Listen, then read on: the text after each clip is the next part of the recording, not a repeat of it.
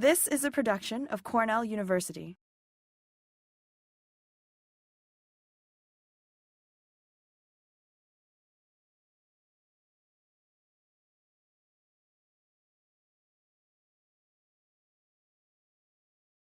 Thanks to all the programs, including the Atkinson Center who sponsors this, both my visit and the talk.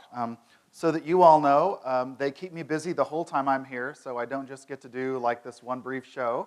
It's a couple of days of meeting students and faculty around campus, so it's been great. So what I'll do today a little bit is I'm just going to very briefly talk about me, to give you a little sense of what it is that someone with a political science PhD is doing in this field and this kind of research. This is one of my favorite slides about climate change.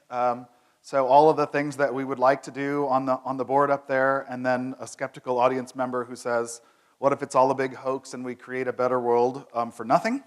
And I think that pretty much sums up a lot of the frustration we feel when we see opponents of all forms of sustainability of various kinds. But we'll return to that as we go forward.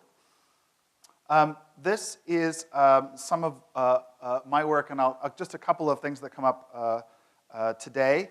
But what I did this is partly to get a sense that what political scientists and international relations professors do in this global environmental politics area. So some work on the role of the European Union, some work on the role of transatlantic relations between the Europeans and the Americans over the last 20 years in various forms of environmental and trade and other kinds of issues. Some work on comparative environmental politics, which is about sort of how to systematically compare the environmental experiences of countries around the world. So you get a little sense of that.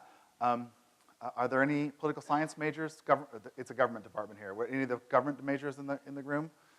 Yes, see, there we go, a couple of you. I'm calling out the government faculty for not having anybody who does international global environmental politics. I'm calling them out. There ought to be one. There's not. It's an amazing political science and government program here with lots of excellent reputation, and a shame about the no global environmental politics part. All right, so the last thing a little bit about me is just that these four things that are recent publications are gonna connect to some of the things I talk about. The one there is called Coal After Paris in Foreign Affairs Online, about sort of how to grapple with the problem of governing coal in a very unequal and very different and diverse world. Another one there, on which I was with a large team of authors and can take only a small fraction of the credit, called A Roadmap Toward Urban Climate Adaptation Research. And it's a roadmap to how do we think about climate adaptation in large urban areas and megacities and take justice, equity issues kind of seriously, the transnational climate change work, and then the Waste, Want, or War work. The Waste, Want, or War book is simply a reminder that while I spent a huge amount of my career thinking about climate change politics, and governance, it turns out that climate change is one of the critical environmental and resource challenges that we face globally and nationally. And climate change sometimes expands to take up more than its share of the political and social agenda. So it's worth remembering that we have ongoing challenges in the agricultural system, the food system, the energy system broadly, minerals and mining. Some of my other work is on mining, and mining tends to be both an environmental and a social disaster in wealthy and poorer parts of the world. So that was enough about me. So let's talk a little bit about sort of climate change, politics, leadership, and governance, different concepts there. First, what I want us, I know you know this already, but we have to put it back in the front of our heads, that climate change, politics, and governance is about a lot more than just reducing the climate change emissions. So yes, if we are to curb the most catastrophic outcomes of climate change, we must curb emissions much more quickly than we have to date. This is true, and it will be reiterated more than once. But the climate change politics and governance is also about the enormous adaptation challenges that will be experienced in northern and southern wealthy, middle class, and poorer societies and communities. There are fundamental questions about justice and equity, procedural justice, in terms of who gets to make decisions and who gets to join these politics. and distributional justice questions about the outcomes of all of the policy decisions made. And I'll say a little bit more about that as we go too. And then there is the pesky problem of effectiveness, I think is another major theme. I know it's going to shock you all, but just because politicians say that they're going to do something does not always mean that it happens. Also, same with firms. Same with universities and university presidents sometimes. So effectiveness, actually enacting goals and then implementing them with institutional mechanisms that then bring those goals into fruition and achievement, that turns out to be a whole area of very complex governance and politics work, and it connects a lot. And then, of course, you know that if climate change goals are to be impactful in the world, they also have to be what sometimes is called mainstreamed, right? They have to be central and serious in the energy sector, in transport policy, in finance and labor and environmental protection. And so the sort of climate justice and equity issues have this in common. So one of my favorites about this is that it is unquestionably the case that if we wanted to use less carbon in the American system and in many others, the price of carbon should be higher. We know this, it should be higher. But if we don't take into account, when we make transportation much more expensive, that we also live in a country where public transportation tends to be dreadful in most parts of the country. I'm lucky, I live in Boston, where it is accessible. It's dreadful, of dreadful quality, you should know, but the train still does go. But those are the kinds of intersections that we make sort of all the time in this political. And just as an example about how politics works, right?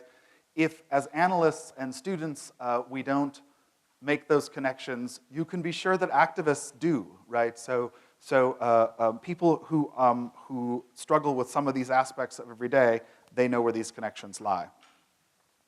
So a little bit more generally about climate change politics, where leadership happens and in governance. A little bit of, this is a glorious jargon page. I should have made that the subtitle of this slide, glorious jargon.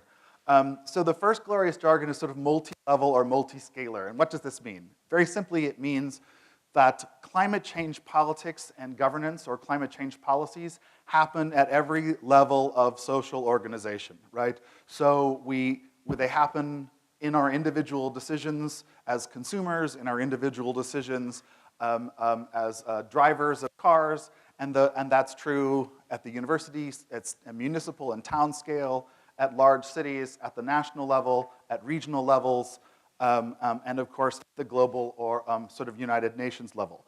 So we just put that back in the front of our brains, that climate change politics, policy making, and governance is happening at all these levels. So as you'll see, one of the themes of my talk is that in political science, we often talk about venue shopping. That is, when you're an actor and you're trying to accomplish anything, whether it's climate change or anything else, you often venue shop. You're trying to advance some social goal that you have. You go to an organization that you think is the most likely to help you get it done. So one of the things about remembering that climate politics happens at multiple scales, if there are big impediments at one scale, then you begin to look around them and at different scales. The same is true about thinking about climate politics as multi-sector. So yes, we need public sector action. We need public policy, law, and regulation at multiple levels to address climate change and energy. But we also need very substantial climate change action in the private sector.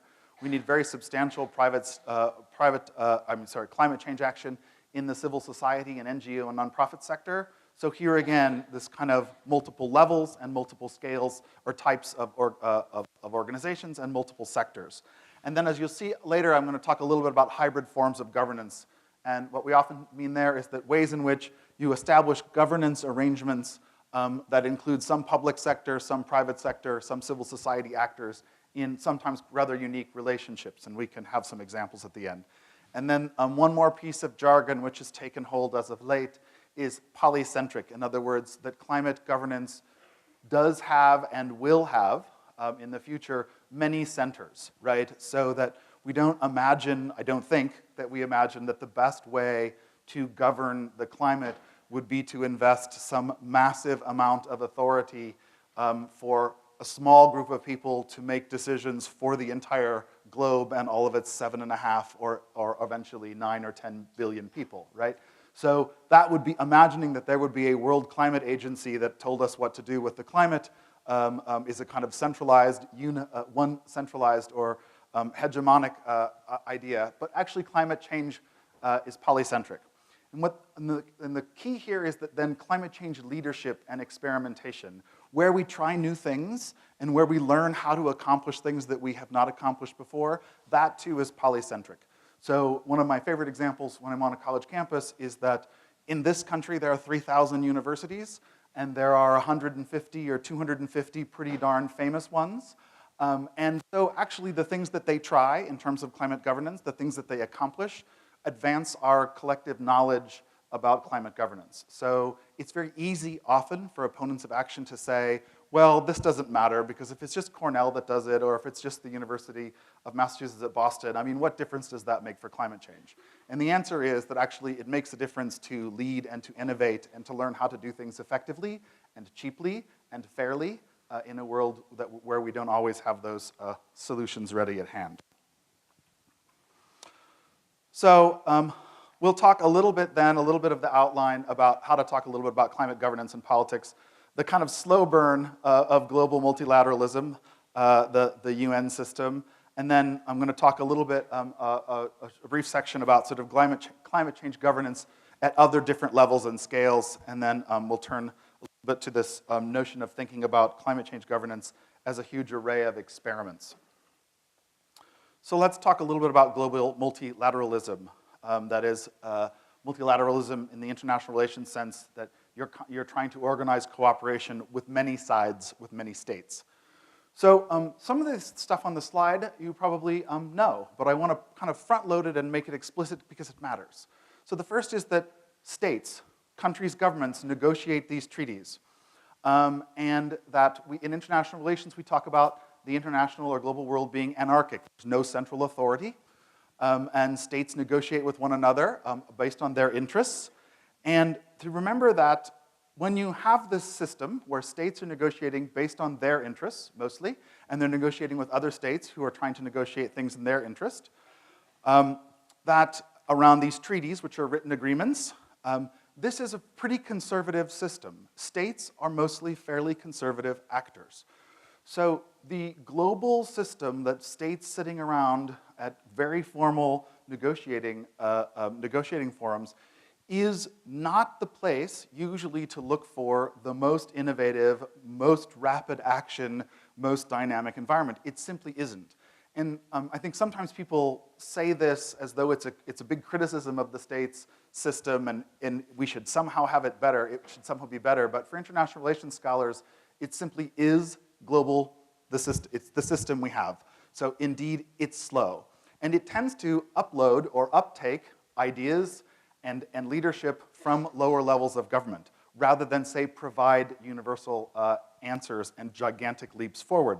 So for international relations scholars, when a global summit, like Paris in 2015 happens, in which they make actually identifiable progress, even if it's nowhere near enough, this is a huge victory at the global level, right? Because the system is mostly much slower and more conservative than that. And then when you go down from this sort of high-profile state system, you remember that states and the people who represent them, they work in this system all the time. They know each other. They have reputations to uphold.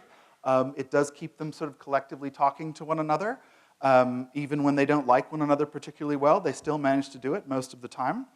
So it's a complex system. We also, in international relations or political science, we study it as a social system, as well as a system of rules and laws, so that you've got a whole bunch of ways to sort of enter and understand this human social system that is the global negotiating system.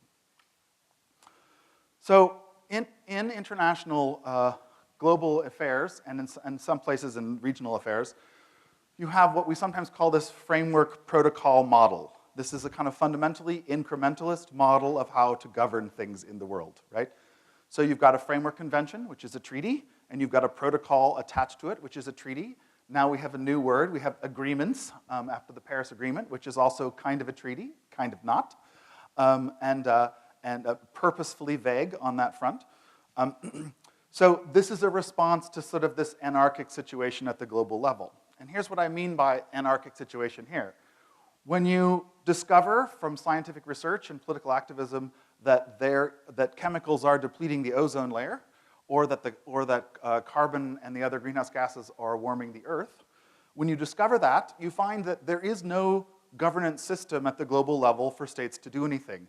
They create those things from kind of a whole cloth, right? So if it turns out that states decide, enough states decide, that we need political arrangements to help curb our inclination to destroy the ozone layer and end a whole bunch of life and sight on Earth, they actually have to create that in a relatively slow process. So you meet often in the framework protocol model, the state representatives meet and they establish the so-called framework convention, as they did around ozone layer in 1985, and then again in 1992 for the climate change. The UNFCCC is United Nations Framework Convention on Climate Change. But they create a framework convention, and those framework conventions have very few actual commitments to do anything environmentally substantive. So the states in the 1985 Vienna Convention, they knew they were depleting the ozone layer, and they made no commitments to stop doing so in 1985. They just built a framework in which to cooperate. And it includes meeting every year and sharing scientific and technical information and helping each other achieve goals. So by '87, they had a Montreal Protocol, which is the sort of central framework of the ozone layer today. And it's been governing the ozone layer for over 20 years, and it's doing a pretty darn good job. The side benefit of having the ozone layer governance system since the 1980s is that actually it turns out that that has been a really critical forum for climate change governance as well. But we call it ozone governance in that forum rather than climate change governance. And the reason is pretty simple, that it's a central forum for climate change governance, is that many of the same substances, human-made chemicals, that deplete the ozone layer are also fairly significant greenhouse gases. So whenever they agree to rapidly bring down emissions of some of the ozone-depleting substances, they're also improving carbon or climate change emissions for things besides carbon. So the UN Framework Convention on Climate Change has a more checkered story. The reason I like to put these two things on the slide together is that ozone layer cooperation tends to be one of the best examples of global environmental cooperation and one of the best examples actually of global cooperation. So it illustrates for many of us that global cooperation can be accomplished, governance can work over time, and actually it also illustrates some other things that not everybody universally loves, but still they have to be worked out. So for example, at the negotiating table, as soon as the states were done negotiating the ozone layer agreements, in the technical bodies, in the other sort of decision-making and recommendation bodies, there are Dow Chemical and other chemical makers. They're at the table. They help decide they help develop the scientific and technical criteria, decide which substances are the worst offenders and which substances are a little less bad. And there's this whole system that includes some activists and some international corporations and very powerful states who have pulled things together. And who keep doing so year after year and have really made huge progress on protecting the existence of our ozone layer. The other nice thing that illustrates, for those of us who love international relations, is that it illustrates lots of ways in which we use basic negotiating theory to understand what states do and why. So one of the great examples here for the Montreal Protocol is that when the wealthier states all agreed on the 1987 Montreal Protocol to get busy reducing ozone-depleting substances, many of the developing country representatives said, we're not going to give up these very cheap substances that help us refrigerate food and fight fires. Those are the two big critical things for some of these substances. Because it turns out that refrigerating food and fighting fires saves millions of lives every year, so they weren't going to give them up for nothing.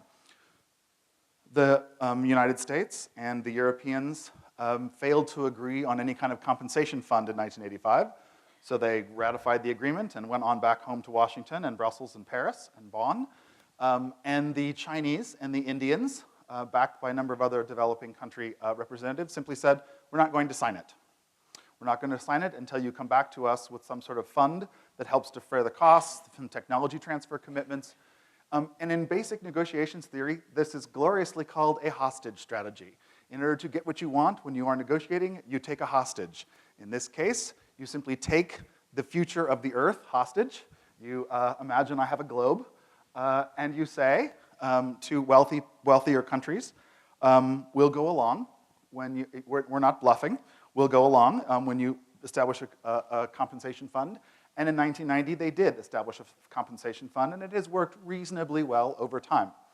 Some of that, the reason I tell that story is that some of that model has been very influential in a lot of what many states in the developing world and elsewhere are demanding of climate governance, that it be much clearer that it has compensation and much clearer that it has assistance for the developing world than many of the earliest climate agreements have done. So the 1997 Kyoto Protocol of some fame, we can talk about that if you want, but there was stuff in some of the reading, and I can go back to it if you want. But the moral of the story there is that it was a sort of traditional legally binding protocol. The United States was very key in structuring it and negotiating it with Al Gore as president.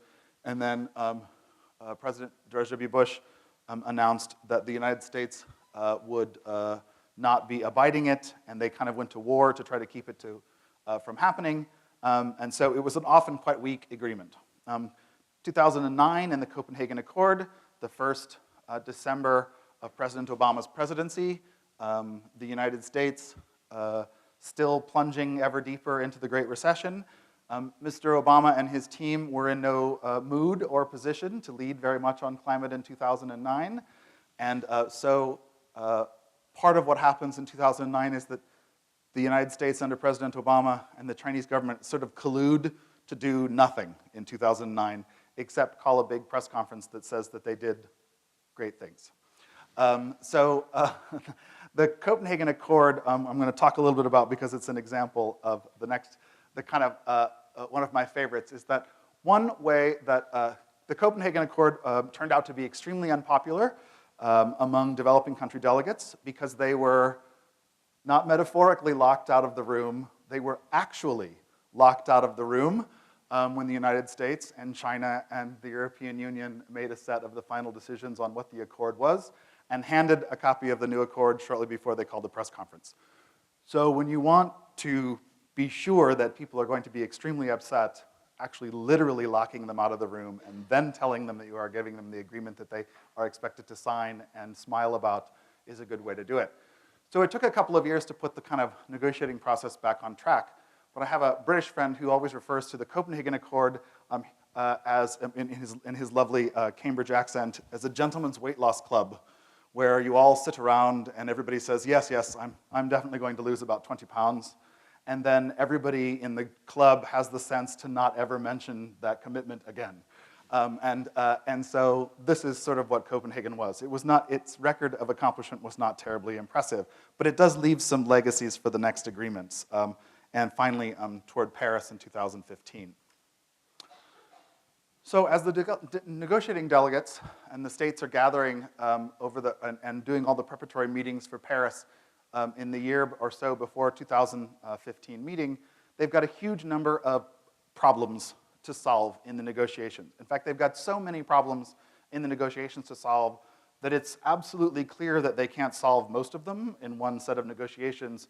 And it led many of us, actually myself included, to be relatively pessimistic about the outcome for Paris in 2015. What you see here is that there was huge differences among the countries on whether or not the agreement should be legally binding or not. In other words, whether it should be a treaty or not. What the collective goals should be, 1 degree, 1.5 degrees, 2, 3 degrees, whether they should use per capita emissions goals, whether they should each have national targets and they should be very specific with timelines on them.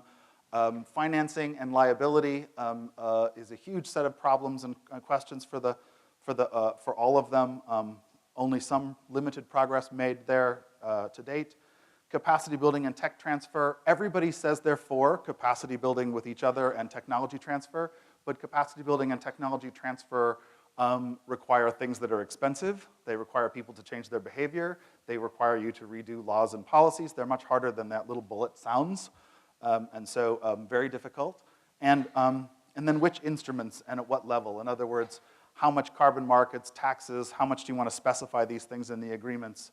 And then the classic one here at the end, which we'll talk more about, is the traditional UN system is fairly top-down. States turn up, they have nice press conferences, they all give clips, all the politicians give clips to their own media to be shown back home, and then they go into a room and they lock everybody out, including the media people, and they negotiate in secret, as they do in almost all international negotiations. And so it's a fairly top-down, fairly state-driven process. And the NGOs, the activist NGOs, are always coming up with new ways to get in and figure out what's going on in there. One of my personal favorites is that organizations like Greenpeace and Friends of the Earth often manage to sponsor a state member, a delegate from one of the smallest or poorest countries in the world, so they've got somebody inside, casually videotaping and secretly reporting out. So now the inside leaks, the inside negotiations leak a little bit more than they used to, which is fun to watch. And so anyway, but everybody knew going into Paris that there was all this sort of dynamic experimentation in cities and in firms and towns and universities about how to how to more rapidly and more effectively reduce carbon emissions in particular, and the question about how to connect it to this global system, which is not terribly innovative and doesn't really know how to deal with actors who are not states, because it is a state system. So this is important. Now, Paris Agreement. Let's just tell a little bit about it in a couple of slides, and then we'll move on to other kinds of areas. So you see a lot of leadership in the Paris Agreement from the US, from the European Union, from China, from a group of island states, and from a kind of hodgepodge of different developing countries around the world. One of the most innovative things that came out is the so-called INDCs, the Intended Nationally Determined Contributions, which is glorious jargon. But all this means is that the states had to state before the Paris conference began, all the states had to file an INDC document, and it had to be public. So you have to say, as the American government or the Costa Rican government or wherever else, this is what we intend to do by 2020, 2025, 2035. This is my policy going in. Remember that I said at the beginning, it's a negotiation among interested actors. So in a negotiation among interested actors, when we got ready to negotiate, I don't tell you in advance what my actual position is. I want you to kind of figure it out. So in a regular negotiation, I have all of these interests to try to be as vague about the deal I'll actually settle for as I can. So I often come into a negotiation leaving you with as little amount of information as I can. But when you require that states put these pledges, their initial negotiating positions or their pledges up front, you do a couple of things. First of all, the states know a lot more about what the other states say they're going to do, so you kind of open up that transparency box. But really importantly, in democratic countries, your government and your government, wherever those governments are, your government has told you before it goes into this negotiation what it plans to do. And it turned out that when your government, wherever that government is, a lot of times when the states put up those documents, their own citizen says, that is not nearly enough. You are way underselling, right? So it actually created more domestic politics of activists and others demanding that proposed solution for the next 15 years was not enough. So you get back at home in domestic politics pressure for states to do more, and some of the states pressure each other to do more. So it was a kind of institutional innovation that I think the states, in a way, are going to be stuck with, but it looks to me like it's an important piece of institutional progress. The goal moves from limiting warming from around 2 degrees to 1.5 degrees Celsius, or well below 2, as it sometimes is expressed. There are a lot of transparency rules in the Paris Agreement, a lot of places that it says that states not only are making promises, but they have to report out about what they did, and they have to do so publicly, and they have to review it with the other states in the room. So you've got some more transparency stuff.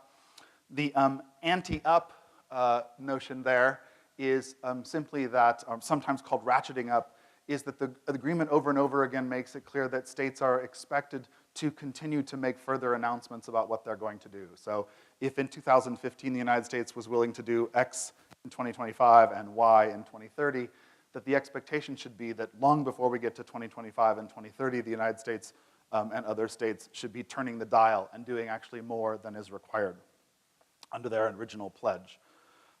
So lots and lots of high rhetoric and rather medium ambition, as you will see.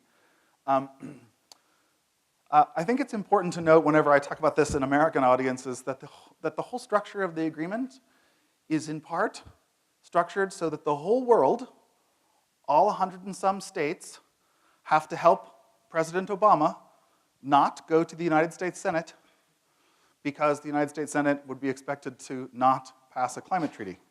So in some respects, one of the animating things about global climate change, about a world of 9 to 10 billion people in a couple more decades, is about getting around the dysfunction in American domestic politics and institutions.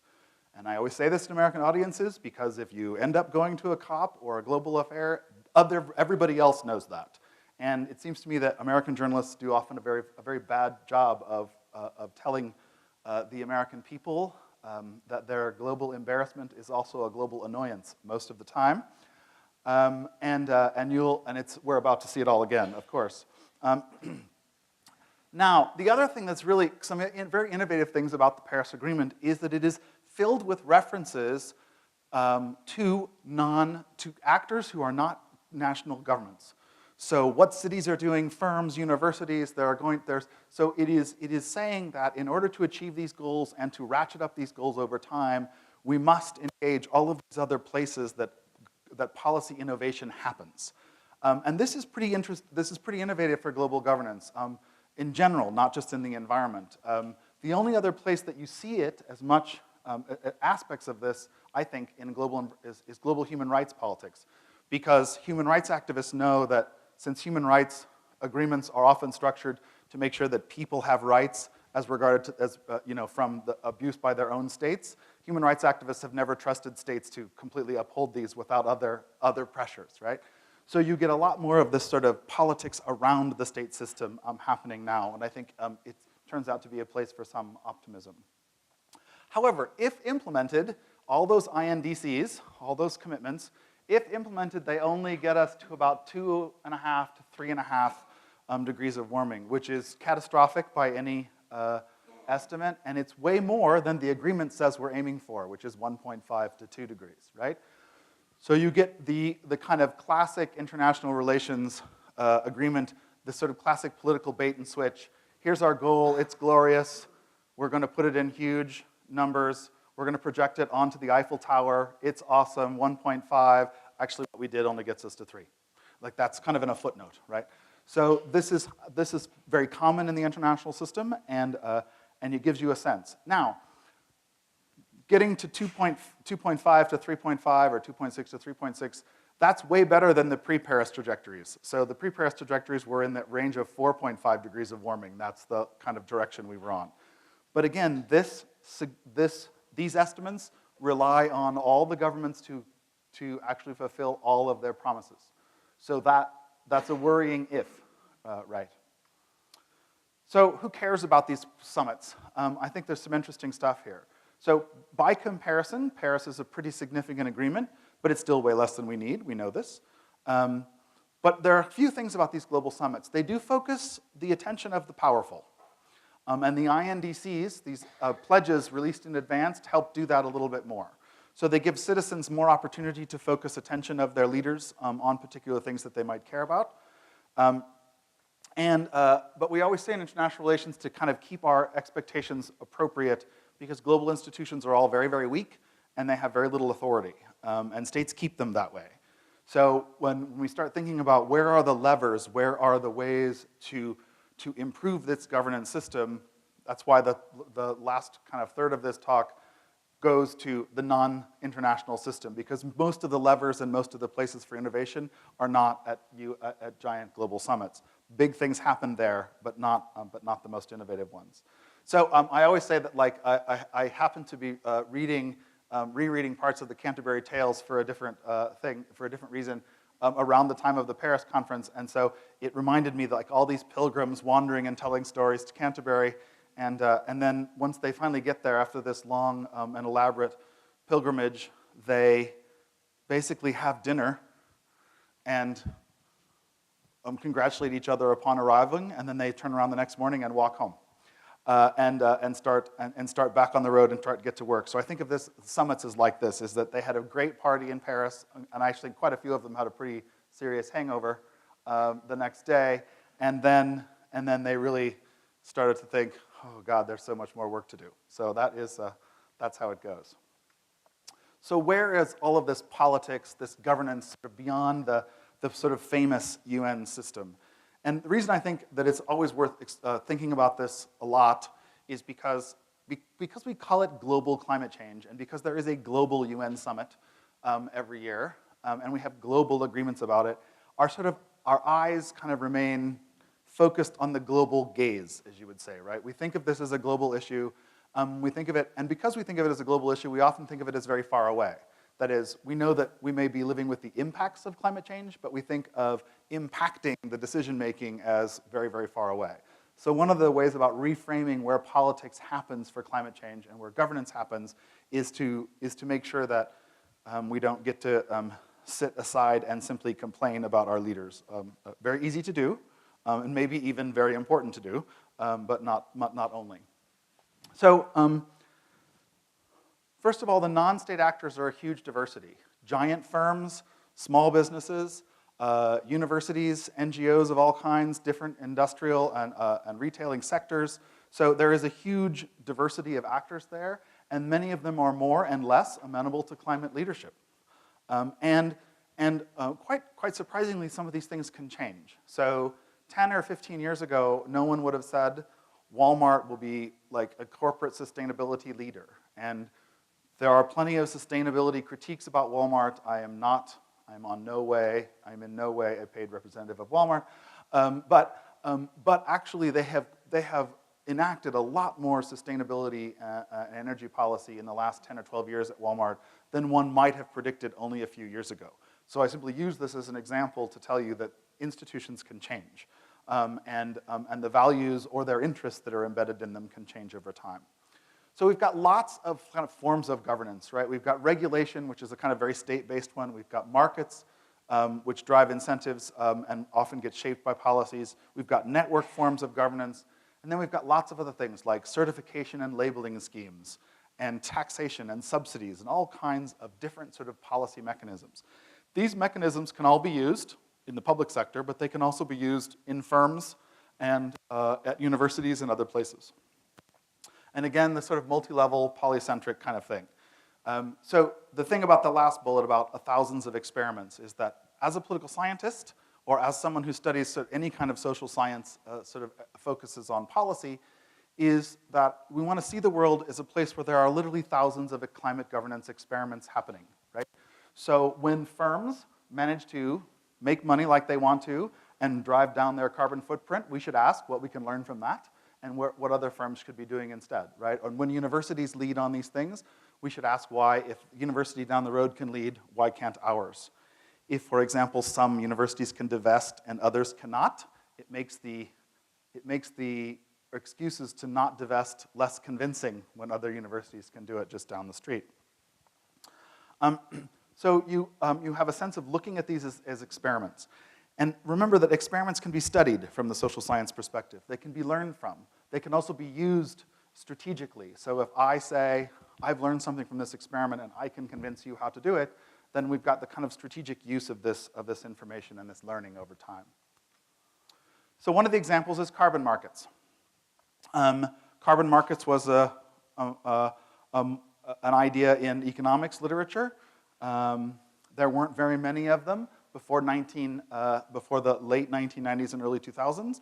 There were not very many pollution markets generally until the 1980s and 90s, and there starts to become some of these. But now there are these carbon market experiments all over the world. This is about a 2014 or early 2015 map. The green ones are carbon markets that actually have been implemented in some way, shape, or form. And the others, places where they are being studied or possibly designed. So that it's an institutional innovation. Now it turns out, with all those green specks up there, that some of these carbon markets if we study them as a social phenomenon. Some of them have reduced carbon noticeably and have done so fairly efficiently, and we think, oh, we can really learn from this. Some of them have not. Some of them have been rather expensive to run, but reduced very little carbon. And so, so for any of these innovations, whether it's a renewable energy credit or renewable portfolio standard for clean energy, or a carbon tax, or a cap and trade scheme, or a carbon trading scheme, of all of these mechanisms, again, if you think of the world as a place where all of these experiments are going on, then we can also think of this world as a place where we can systematically study them and figure out why some of them are effective, why some of them are fairer, why some of them are cheaper, and ideally advance our cause that way. Certainly at the local governments and campuses is a huge place of innovation all over the world. And there's a huge amount of climate mitigation and adaptation experimentation going on in cities and towns of varying size, and in wealthier and in poorer parts both of the country and of the world. So you've got a lot of ongoing experimentation around energy efficiency, around renewable energy production and investment, how you drive more investment to it. You've got these emissions reduction and energy efficiency sort of competitions on campus and among groups and among firms. You've got the divestiture movement. My favorite thing about the divestiture movement, as an example, is the divestiture movement is part also of the broader, what you might think of as sort of a normative or moral and ethical transformation, right? You're simply saying, as a divestiture activist or pushing a divestment, that the reason this institution or any other should divest from its wealth seeking from carbon is because the carbon is actually a moral and ethical hazard, right? Because it's damaging the future. Those of you who are students and therefore much younger than the speaker have much longer to live in a climate-changed world than I do. And so actually you say to people in the divestiture movement that this is part of a moral call, not just a particular policy instrument or a particular investment strategy. But there are a lot of these, right? So the campaigns against coal, the activist campaigns that are trying to get Massachusetts or New York or California to be coal-free, that combines, right, a set of environmental mandates with with some basic ethical and moral claims about the future, about pollution, about the harm that those pollutants do in particular communities. And so we've got this sort of networks forms of governments that often enhance these, right? So whether it's the divestiture movement or renewable energy campaigns on campus or sustainability offices on most campuses on various parts of the world, they're often well networked with one another. And these networks are the ways through which images, ideas, expertise move to and from the nodes, right? They move to different places. But the thing about networks to remember is that networks also have in-groups and out-groups, right? So that networks can also be, they can also invoke equity and justice concerns. Some organizations, some people are in networks and some are out, and some you can get left out. So it's often quite reasonable to reflect on who is being covered and connected and who is being left out. We'll talk a little bit about that at the end. My former institution, the University of New Hampshire's emissions are down about 25 to 30%. I read on Cornell's website that Cornell's are down about 30%. All universities are claiming to have their emissions down, so I always want to say that when I read claims, I always say I read claims rather than those claims are true. Quite a few goals into the 2020s and 2030s for a lot of universities, which is great. The great thing about future goals, if you implement them, they should impact your future investments and your future behaviors, right?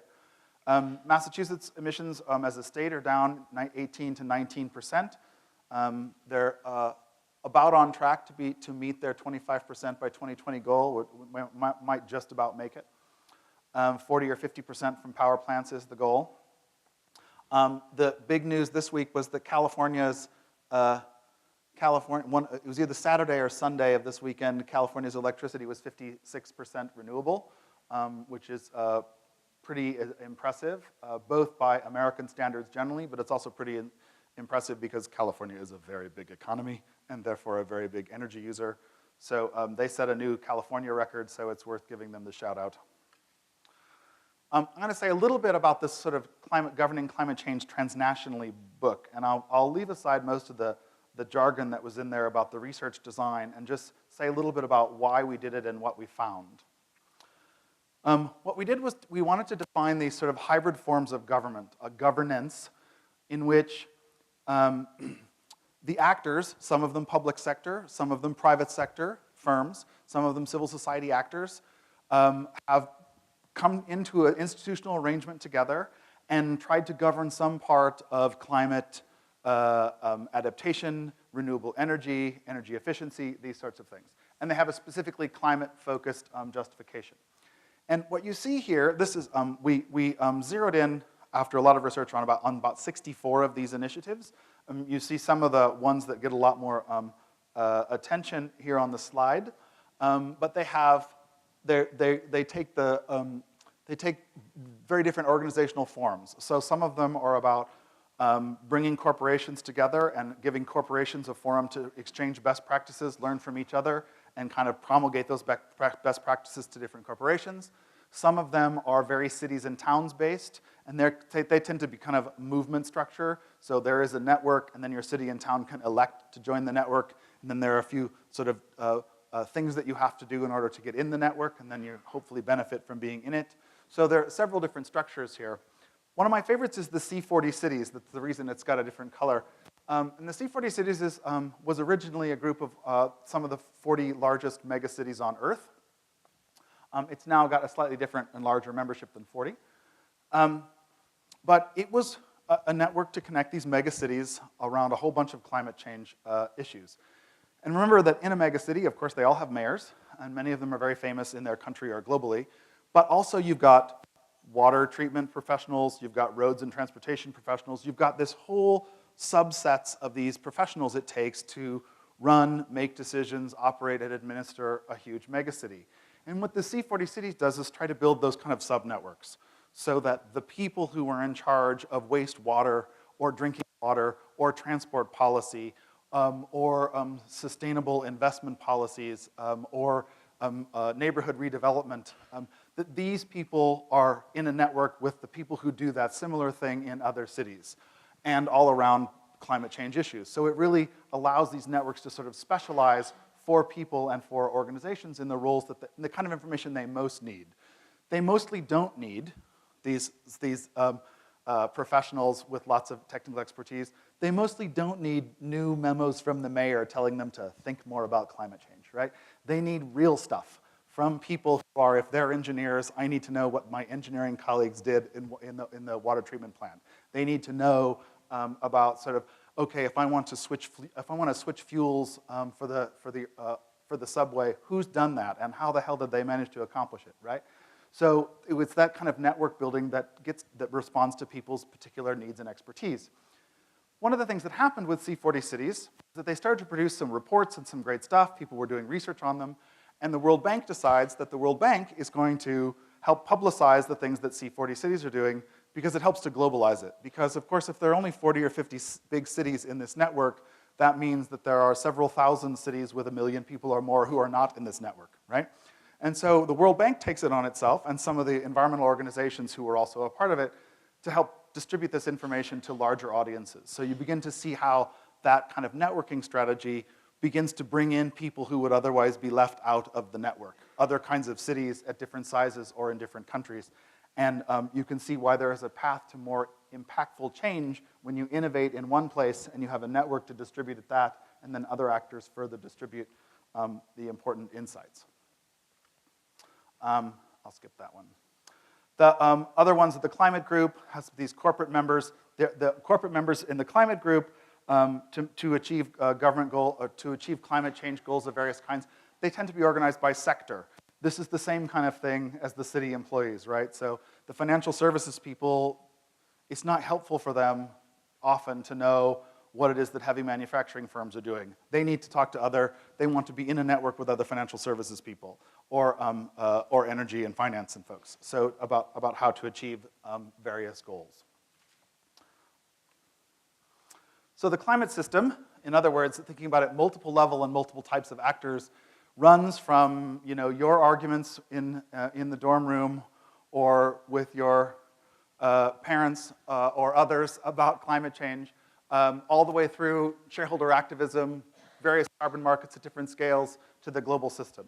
So that you have a multi-level system, and for me, the important thing there to think about is that it has multiple entry points, right? Is that how you participate in this system might be to go to a global COP or to be a protester if Mr. Trump comes to visit Cornell.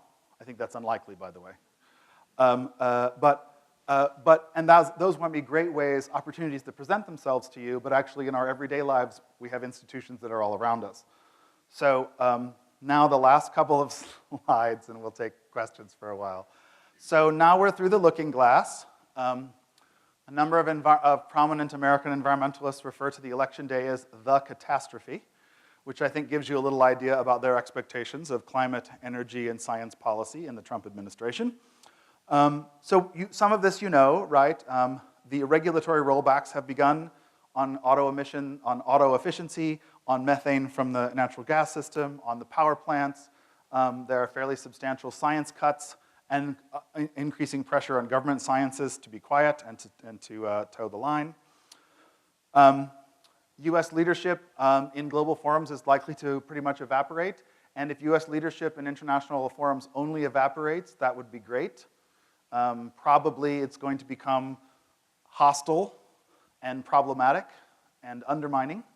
That you see already in the G20 meeting the other day, the G20 meeting, allegedly the G20 exists for the largest 20 economies, the leaders of those largest 20 economies to sit down and think about the challenges that they need to face together. And having free and open trade and trying to address climate change have been on their list now for almost a decade. And the Trump administration's great diplomatic victory a couple weeks ago was to simply strike all references to climate from the international communique and all references to free trade. So that gives you a sense that already the strategy has begun. The ozone layer cooperation, the UNFCCC, and such. And of course, Americans and American government fans, federalism seems likely to be tested and maybe even redefined. It's possible that the federal government will come after and try to take down the institutions and rules that states such as California, Minnesota, and Massachusetts and New York are passing to try to enact renewable energy and climate policy. So it seems that at the very least, the federal government will not be helpful to states who have climate-friendly goals, and it seems more than a little likely that the federal government's lawyers and others will attempt to stop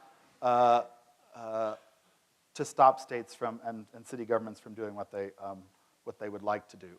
So that is we can talk more about that as you want, but there it is. So to not end on a Trumpian Alice in Wonderland note, I want to go back to what people can do, which is often what students ask me when I talk about this at various campuses. And one of them, a couple of these I think you know, but I want to kind of reinforce the importance. One of them is that you map your own networks. What do you buy from? What university do you go to? Where do your parents work?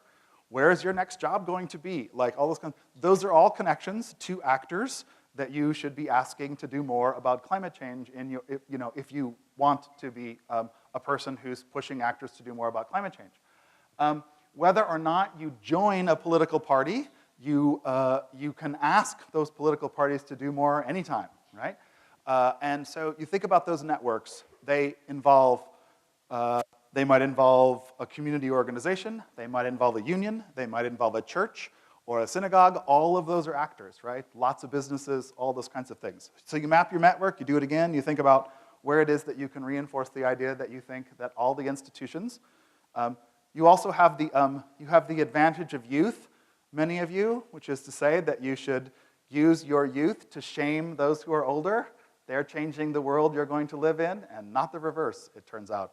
So don't be shy about telling them so. But the one thing I also want to note is that you have to listen. In terms of activism, you have to listen as much as you yell and chant, right? And chant and rant. And what I mean by this is that other citizens of this country or other people in the world, they all have concerns, and many of them have concerns that they find much more pressing in their everyday lives or in their ideological commitments than climate change. So I think that one of the things we often miss in sort of climate activism is rather than constantly reiterate that the climate is really important to me, and therefore you should think what I think is important is more important, we need to look harder for solutions that are intersectional, if you want, right? That are solutions that are connected to other people's problems. So if, for example, people are tired of gigantic potholes or of underfunded schools, then let's think about how it is that we either have a gas tax or some sort of revenue generation scheme that actually helps to fund schools and reduce carbon emissions or something like that. Because it turns out that most people have quite a number of, a small number at least, of very prominent social issues of concern to them if you ask. And if they're not climate, don't tell them theirs are wrong, right? Tell them that climate that their concern and yours search for sort of things that advance the goals in both ways. And ask other institutions to do so as well. This is a great reminder that often when we ask to do more on clean energy or more on the climate, people almost always, especially people with power, almost always tell you that they can't do that because then they would not be doing something more for this group over here, right? This is a great strategy to reduce progress on a lot of fronts. So rather than allowing yourselves to be pitted against others who have legitimate claims, I think it's very helpful to think about those as opportunities. And that's true whether your primary academic interest is alleviating global poverty or thinking about communities in upstate New York or somewhere in between, right? I mean, those connections can all be made. So the last thing is to kind of remember that we sort of all make these normative transformations and we all participate in that.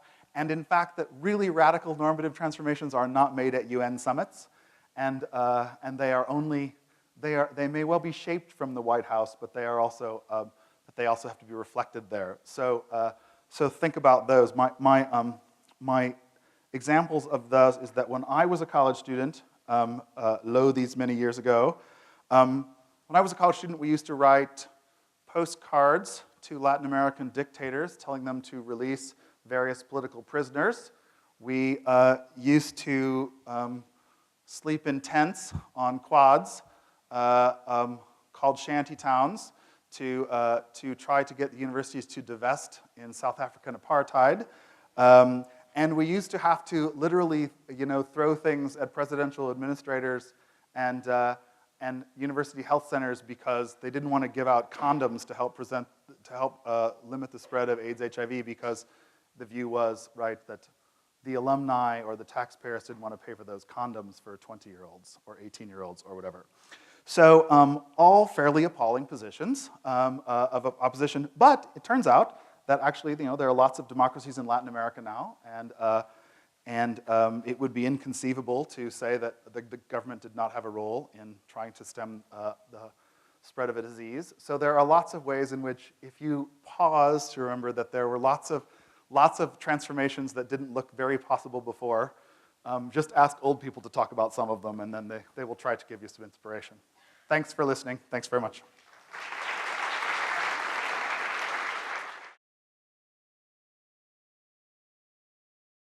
This has been a production of Cornell University, on the web at cornell.edu.